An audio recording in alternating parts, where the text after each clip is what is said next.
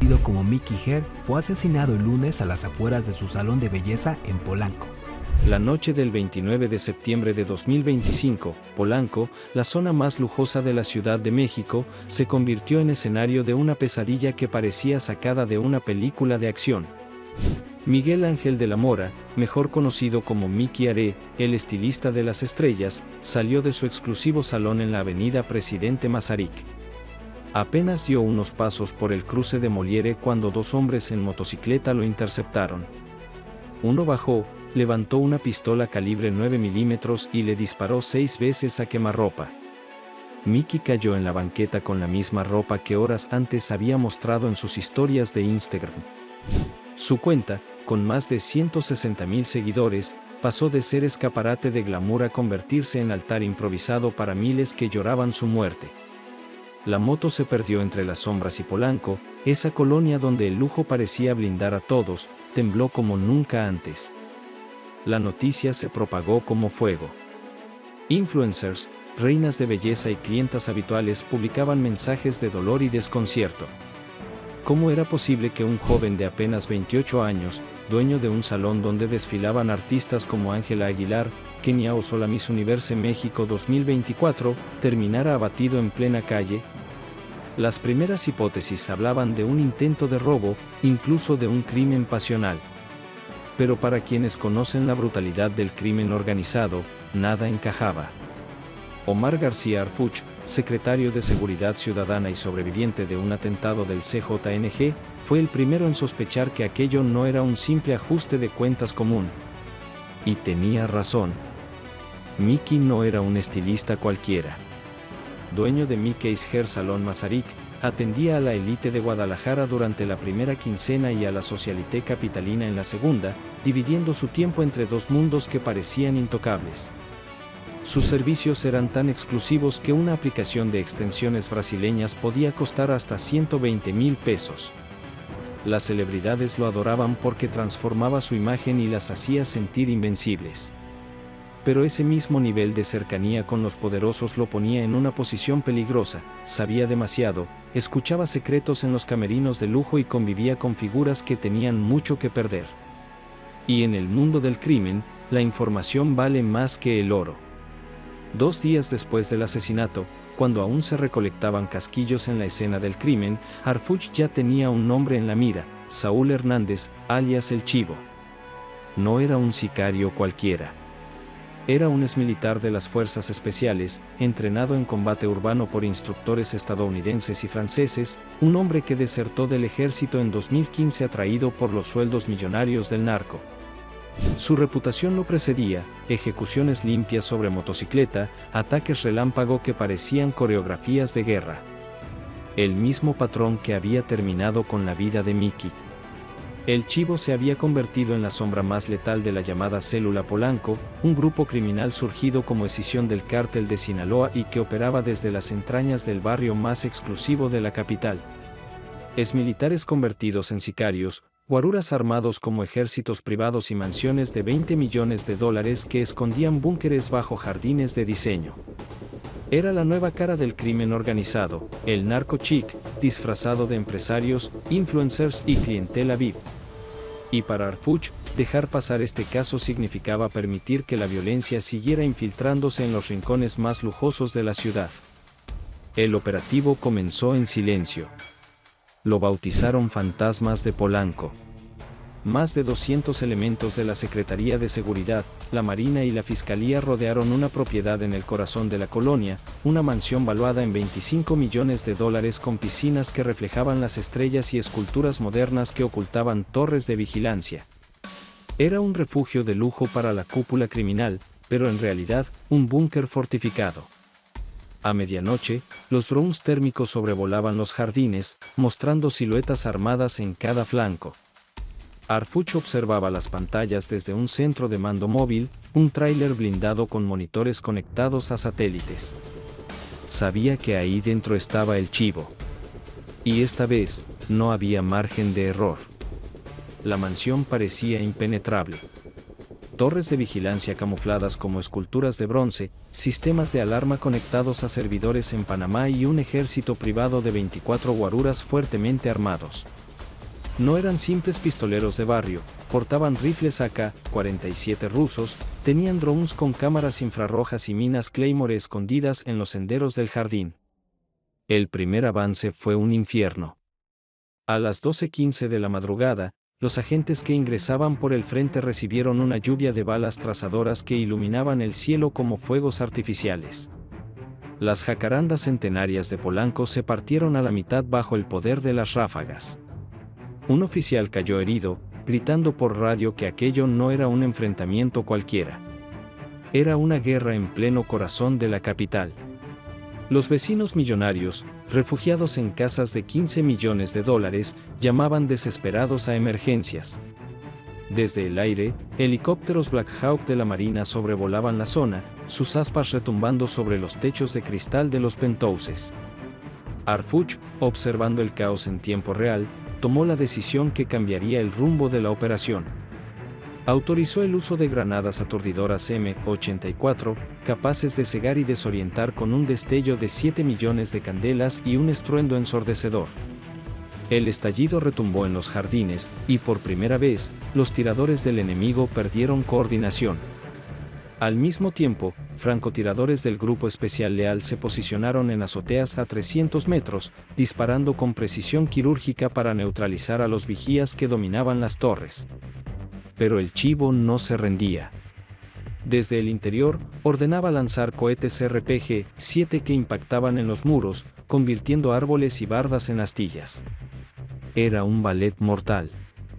Los agentes avanzaban en formaciones de diamante, cubiertos por escudos balísticos, entrenados en tácticas de asalto urbano aprendidas con instructores SEAL estadounidenses. El suelo se llenaba de casquillos mientras el aire olía a pólvora y concreto quemado. En medio del caos, un grupo de 12 agentes de élite recibió la misión más arriesgada: entrar por los túneles de servicio, pasadizos ocultos bajo la mansión que se conectaban con el sistema de drenaje de la colonia. Caminaban entre paredes húmedas, iluminados solo por visores nocturnos, esquivando trampas con sensores de movimiento y avanzando en silencio bajo el rugido de la batalla en la superficie. 500 metros después, emergieron en la cocina principal, donde el olor a caviar y vino francés se mezclaba con el eco distante de los disparos. Frente a ellos, la puerta blindada del Pánico Room donde sabían que se escondía el chivo. Esa cámara era un santuario de lujo y paranoia, 5 por 5 metros, revestida en mármol italiano y blindaje de 20 centímetros de acero, equipada con oxígeno para 72 horas. Cuando los agentes irrumpieron, encontraron a Saúl Hernández disfrazado de mayordomo, con un traje Armani y una bandeja de plata en la mano, fingiendo serenidad. Pero los perros belgas Malinois detectaron su adrenalina en segundos. Una descarga de 50.000 voltios lo tumbó al suelo. El chivo fue esposado con grilletes de titanio mientras gritaba códigos militares y maldiciones entre dientes. El operativo culminó a las 5:30 de la mañana. 15 guaruras abatidos, 9 capturados y un arsenal decomisado que incluía rifles de asalto, pistolas Glock con cargadores extendidos, granadas de fragmentación y $500,000 en efectivo. Pero lo que heló la sangre de los investigadores fue lo que hallaron en la suite principal: la motocicleta Yamaha usada en el asesinato de Mickey, aún con residuos de pólvora en el escape, y una pared cubierta con 50 fotografías de posibles blancos, desde empresarios de la construcción hasta una actriz que había rechazado asistir a una fiesta organizada por la célula. Esa lista confirmaba que lo de Mickey no había sido un hecho aislado, era apenas la primera ficha de dominó en una guerra que se libraba a la sombra del lujo. Al amanecer, Arfuch salió frente a los medios. Con chaleco antibalas, polvo en el rostro y la voz grave, pronunció una frase que retumbó en todo México: hoy la ley entró a donde el crimen creía ser intocable. Confirmó la captura de El Chivo, el sicario material del asesinato de Mickey Are, y prometió que era solo el inicio de una ofensiva que alcanzaría incluso a quienes daban órdenes desde prisiones de máxima seguridad. Las declaraciones de El Chivo estremecieron a los investigadores. Apenas horas después de su captura, reveló que no actuaba solo. La orden de ejecutar a Mickey había salido desde dentro del altiplano, el penal de máxima seguridad más vigilado del país. Ahí, un lugarteniente conocido como el Fantasma, preso desde 2019 por tráfico de químicos, seguía manejando los hilos de la célula Polanco con la complicidad de custodios sobornados y celulares ingresados mediante drones. La deuda de 2 millones de pesos que Miki supuestamente acumulaba fue la excusa perfecta. Pero los rumores apuntaban a algo más peligroso, que Miki había presenciado reuniones comprometedoras entre capos e influencers, y que su silencio costaba más de lo que podía pagar. Los hallazgos en la mansión confirmaban la magnitud de la red. Servidores escondidos en sótanos revelaron transferencias millonarias a través de cuentas offshore en las Islas Caimán. Piscinas vaciadas escondían compartimentos con cientos de kilos de cocaína prensada en envases de champú de lujo. Y las fotografías impresas en la suite no eran simples trofeos, eran pruebas de extorsión con notas en clave que señalaban deudas, amenazas y nombres de figuras públicas. Un diputado local, un empresario textil y hasta una cantante pop aparecían en esa galería oscura. Era un mapa de control que demostraba cómo el crimen había penetrado el corazón dorado de Polanco. Mientras tanto, en las calles de la colonia, el miedo se palpaba. Vecinos acostumbrados a pagar 50,000 pesos mensuales por seguridad privada susurraban en chats vecinales, ¿y si yo soy el siguiente? Comerciantes reforzaban cámaras y cerraban más temprano. La plusvalía de la zona más exclusiva de la capital ahora cargaba con la cicatriz del miedo. Y las redes sociales amplificaban la tensión. Hashtags como Justicia para Miki y Fantasmas de Polanco se hicieron tendencia mundial. Influencers que alguna vez posaron con él lloraban en transmisiones en vivo, y hasta Miss Universe México impulsó una campaña llamada Belleza Segura, para becar a jóvenes estilistas en zonas vulnerables y evitar que el glamour se mezcle con el crimen. Arfuch, por su parte, no se detuvo. Ordenó auditorías a decenas de salones de belleza, spas y gimnasios boutique, buscando detectar ingresos desproporcionados y triangulaciones con cuentas fantasmas. En privado, coordinaba con la Sedena y la UIF para congelar millones de pesos vinculados a figuras del espectáculo. En público, fue claro, esto es solo el comienzo. La captura de El Chivo abre la puerta para desmantelar a toda la célula Polanco y cortar las venas de quienes operan desde prisión. Su firmeza recordaba aquella frase que lo define: la ley no se negocia, se impone. Pero más allá de las detenciones y los decomisos, quedaba una verdad incómoda. El crimen ya no se escondía en las sierras ni en los barrios bravos. Ahora vestía de diseñador, se sentaba en restaurantes Michelin y se disfrazaba de éxito en Instagram.